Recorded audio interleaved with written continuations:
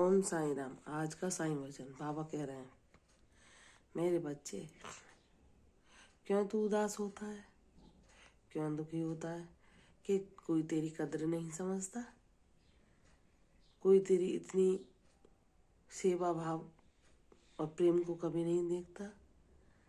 वह तुझे अपने स्वार्थवश, तेरा जब उसे कार्य पड़ता है तभी वह तेरा उपयोग करता है। वह स्वार्थवश तुझसे अपना मतलब निकाल कर फिर अपने वही स्वार्थी रूप में आ जाता है। तो मेरे बच्चे, तेरा बाबा है ना तेरी कद्र समझने के लिए, तुझे प्यार करने के लिए, तुझे स्नेह देने के लिए, तुझ पर अपनी कृपा लौटाने के लिए। तुझे किसी अन्य रिश्ते में वह प्रेम, स्नेह या वह दया या करुणा मांगने की जरूरत नहीं, जो मैं स्वयं तुझे अपने ईश्वर रूप में प्रदान कर रहा हूँ। मेरे बच्चे, मैं जानता हूँ तू निष्पाप भाव से सबके प्रति सब कुछ अच्छा ही करता है, लेकिन तेरे आसपास जो लोग हैं वह तेरे हृदय की उन कोमल भावनाओं को ना समझते हुए कभी तेरा मूल्य नहीं आंक सकते, कभी वे तुझे जान नहीं सकते। तू अनमोल है, तू अनूठा है, तू मेरा बच्चा है। मैंने तुझे अपने कार्यों का माध्यम बनाया है। तुझे मैंने ऐसे विशेष कार्य के लिए चुना है जो सामान्य लोगों के लिए संभव ही नहीं। मेरे बच्चे, जब तू सारा ध्यान मुझ पर केंद्रित कर सबको भूल जाएगा और कहेगा कि मुझे अपने बाबा के अलावा अपने जीवन में कोई चाहिए ही नहीं, कौन कैसा कर रहा है, किसका ऋणानुबंध मेरे साथ कब तक है, मुझे कुछ नहीं जानना और ना कोई मतलब, क्योंकि मैं तो बहुत भाग्यशाली हूँ जो बाबा ने मुझे अपने सेवा कार्यों के लिए चुना है, अपनी पूजा के लिए चुना है, अपनी भक्ति के लिए चुना है। जब तुम ज्ञानवान बन जाओगे तो तुम्हें कोई दुख, निराशा, कोई परेशानी घेर ही नहीं सकती, क्योंकि तुम जान जाओगे कि जैसे सामान्य मनुष्य होते हैं वैसा तुम्हारा जीवन नहीं है। तुम्हारा जीवन अनूठा है, विशेष है, सबसे अलग है, क्योंकि तुम मेरे बच्चे हो। तुमने एक विशेष कार्य के लिए इस धरती पर मेरे गुणों के साथ मैंने भेजा है, ताकि तुम रोते हुए चेहरों पर मुस्कान ला सको, तुम लोगों के जीवन से निराशा, उदासी दूर कर सको, तुम मेरे प्रेम, सेवा, करुणा को सबको लुटा सको।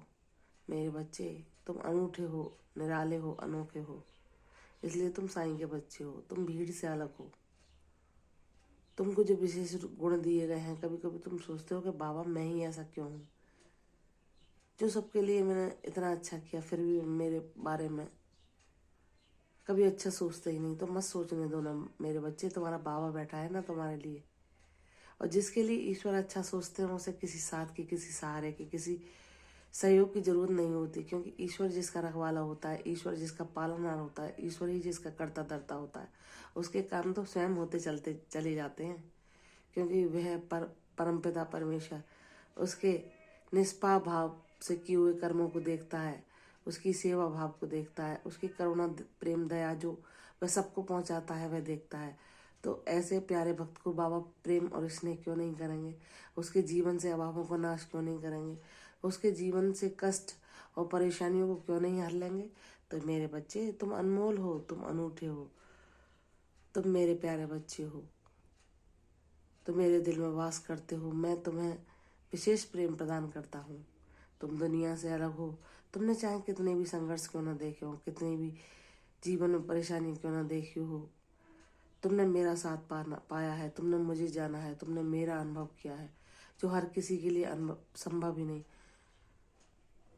किसी भी अवतार के बारे में, किसी भी स्वरूप के बारे में जब तक हम उसे पुकारे नहीं, उसे भजे नहीं, तो जान ही नहीं सकते। और बाबा तो सबको, सब अपने बच्चों को सारे रूपों का सम्मान करना सिखाते हैं, सबको आदर देना सिखाते हैं। बाबा कहते हैं सब रूपों में मेरा ही वास है। तुम किसी भी रूप के बारे में यह ना बोलो कि वह ईश्वर नहीं हो सकता। जो अज्ञानी है वही ऐसा बोलते हैं, क्योंकि जब मैंने अवतार लिया तो मेरा अवतार एक विशेष कार्य के लिए हुआ था कि लोगों में जाति पाति, ऊंच नीच का भेदभाव नष्ट हो, लोग मानवता को ही उच्च जाति माने, लोगों के दिल में करुणा, प्रेम, दया, दान, सेवा की भावना उत्पन्न हो। वही मैंने अपने उदाहरण द्वारा लोगों को बताया, ताकि लोग मेरे दिखाए मार्ग पर चल सकें। और जब लोगों ने उन चीज़ों को स्वीकार किया, उसको अपनाया, तो उनके जीवन में जो वो चाहते थे वैसा होने लगा। तो मेरे बच्चे, आज भी मैं ही हूँ, क्योंकि मैं कभी जाता नहीं, मैं तुम्हारे आत्मा में निवास करता हूँ। तुमने मुझे भजा है तो तुम मुझे जानते हो मैं कौन हूँ।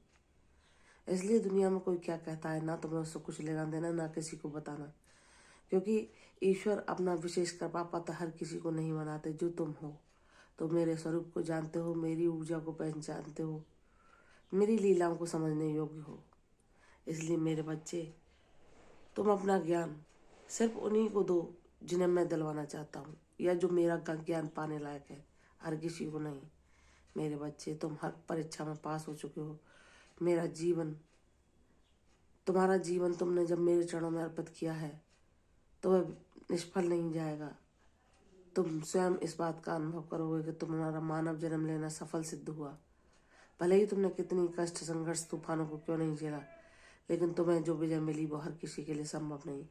तुमने जो ज्ञान पाया वह बहुत सारी तपस्याओं के बावजूद भी नहीं मिल पाता। मेरे बच्चे, तुम अपने जीवन को विशेष भाग्यशाली मानते हुए और अपने कर्मों को सौभाग्यशाली मानते हुए सदैव प्रसन्न रहो, सदैव मेरी ऊर्जा में वास करो, चित्त को मेरी भक्ति में स्थिर करो। तुम्हें वह शांति प्राप्त होगी जो जिसकी तुलना किसी खजाने से हो ही नहीं सकती। मेरे बच्चे, तुम अनमोल हो, मेरे लिए तुम सब सदैव विशेष हो। मेरे प्यारे बच्चे हो, मैं सदैव तुम्हारे साथ हूँ। मेरे प्यार और स्नेह के साथ अपना जीवन व्यतीत करो, शांत चित्त से रहो, सब कुछ संभव होगा। परिस्थितियाँ बदल जाएंगी और तुम्हारे जीवन में सुख का सवेरा शीघ्र ही उदित होगा। तुम्हारा कल्याण होगा, यशस्वी भव। कल फिर आऊंगी साईं वचन के साथ, तब तक के लिए ओम साई राम।